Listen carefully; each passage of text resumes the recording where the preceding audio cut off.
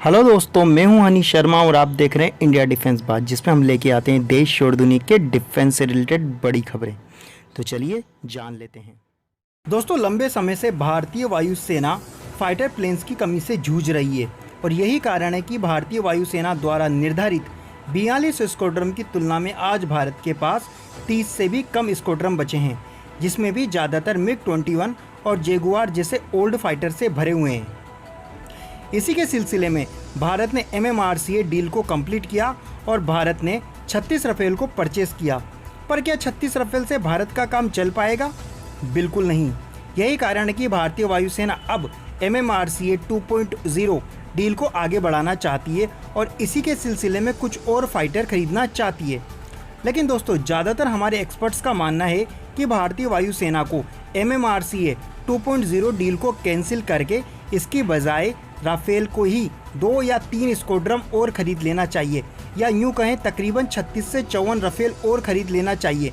इसका बेनिफिट ये होगा कि ज़्यादा प्लेन खरीदने से एक तो कॉस्ट पर प्लेन कम हो जाएगी और दूसरी बात, हमें दूसरे प्लेन्स के लिए पूरा इंफ्रास्ट्रक्चर क्रिएट करने की ज़रूरत नहीं पड़ेगी, जिससे भी इसकी कॉस्ट पे काफ़ी असर होगा और हमारे पायलटों को दूसरे प्लेन उड़ाने के लिए अलग से कोई ट्रेनिंग लेने की ज़रूरत भी नहीं पड़ेगी।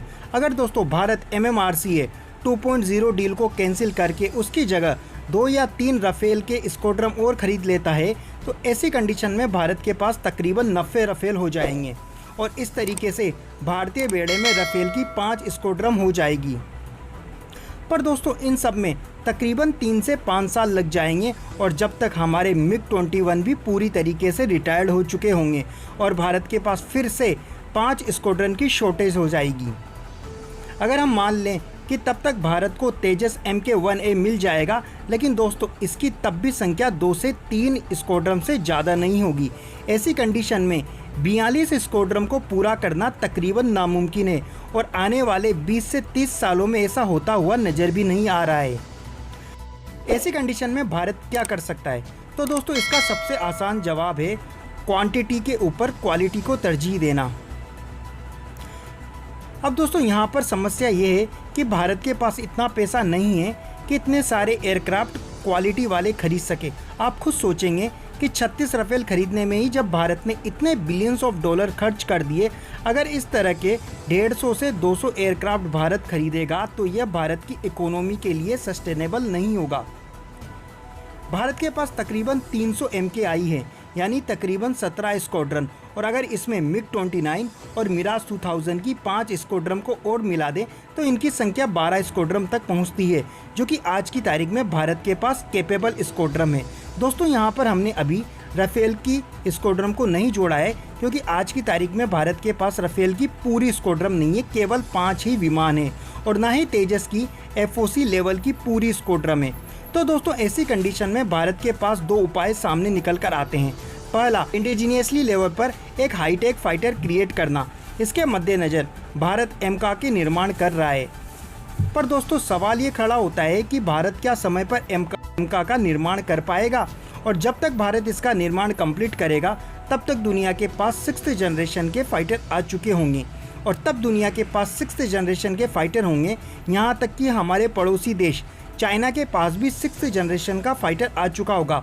तब हमारे पास MK के रूप में 5th जनरेशन का फाइटर होगा और उस कंडीशन में भी हम चाइना से एक जनरेशन पीछे ही रहेंगे।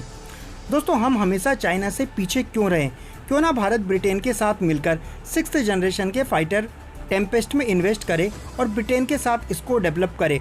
और दोस्तों, इसका ऑफर ब्रिटेन की तरफ से भारत और भारतीय एयरफोर्स को दिया गया था। ब्रिटेन भी चाहता है कि भारत ब्रिटेन द्वारा डेवलप किए जा रहे 6th जनरेशन फाइटर टेम्पेस्ट में इन्वेस्ट करे और ब्रिटेन के साथ इसको को डेवलप करे।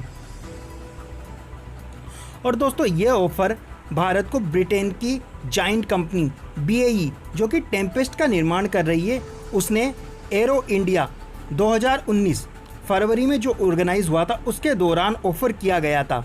दोस्तों, BAE का यह अनुमान है कि 2035 से 40 के बीच में टेम्पेस्ट बनकर तैयार हो जाएगा और इसका उपयोग बेसिकली ब्रिटेन के उस समय पुराने होते हुए यूरोफाइटर टाइफून को रिप्लेस करने के लिए किया जाएगा। दोस्तों, आपको क्या लगता है कि भारत को MK के रूप में 2035 से 40 के बीच 5th जनरेशन फाइटर से ही काम चलाना चाहिए या साथ में ब्रिटेन के साथ मिलकर टेम्पेस्ट में इन्वेस्ट करके चाइना को टक्कर देने के लिए एक 6th जनरेशन का कैपेबल फाइटर भी तैयार करना चाहिए? आप कमेंट बॉक्स में ज़रूर लिखें।